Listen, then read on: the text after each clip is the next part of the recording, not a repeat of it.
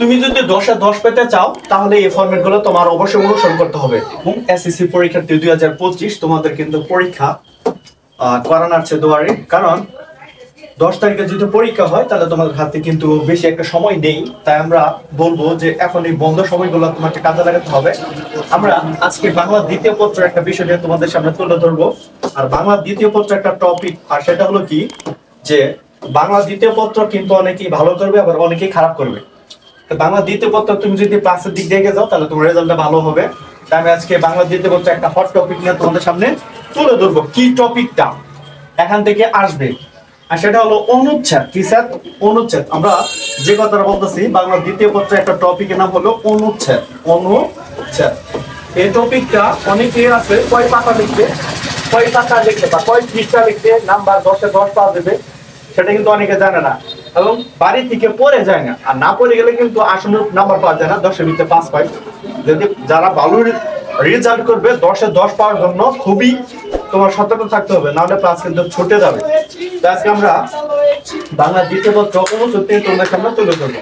দেখো আমাদের আজকে টপিক হলো কি অনুচ্ছেদ। আমাদের টপিক আজকে কি অনুচ্ছেদ। অনুচ্ছেদটা আমরা কয় পৃষ্ঠা লিখবো, কয় পাতা লিখবো এবং কত লাইন লিখবো, আর এই ফর্মুলাগুলো যদি আমি ইউজ করি 10 এ 10 পাবো কিনা। আমরা কিন্তু যা ইচ্ছা মতো লিখে দিয়ে আসি, 3 পাতা লিখি, 2 পাতা লিখি বা 3 পৃষ্ঠা লিখি, কয় লাইন লিখলে ভালো হবে এটা কিন্তু একটা নিয়ম আছে। আজকে আমি তোমাদের সামনে নিয়মটা তুলে ধরবো।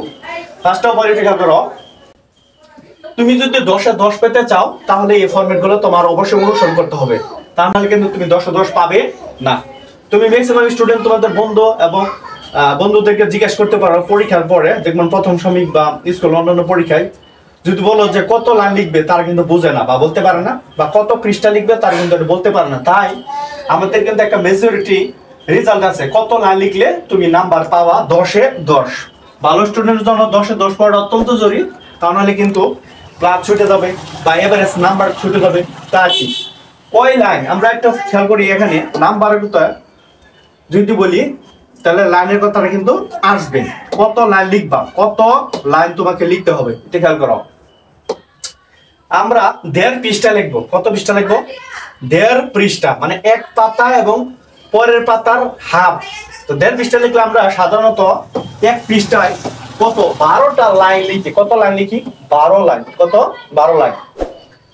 আর ওই পাতায় যদি আমরা যাই তাহলে 12 আর 1 কত? 12 × 6, তাহলে মোট 18 লাইন তোমাকে লিখতে হবে এই 10 নাম্বার পেতে হলে।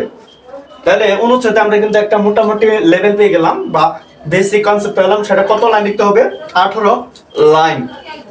আর পৃষ্ঠা যদি বলি তাহলে পৃষ্ঠার কথাটা কিন্তু আমরা আগেই উন্মোচন করেছি। কত পৃষ্ঠা? সেটা হলো 1.5 পৃষ্ঠা। কত পৃষ্ঠা? সেটা হলো 1.5 পৃষ্ঠা লিখতে হবে। ওকে, তাহলে কিন্তু তুমি এই অনুচ্ছেদে 10 এ 10 পাবা। অনেকে বলে অনুচ্ছেদ তো না পড়ে দিয়ে তো আনসার করা যায়। হ্যাঁ, না পড়ে গিয়ে আনসার পাওয়া যায়, বাট কিন্তু অনুচ্ছেদে তুমি ফুললি নাম্বার পাবে না, তখন কিন্তু তোমার ক্লাস আসবে না। বুঝতে পারছো? আজকে এই পর্যন্ত, অল দ্য বেস্ট। আসসালামু আলাইকুম ওয়া রাহমাতুল্লাহি ওয়া বারাকাতুহু।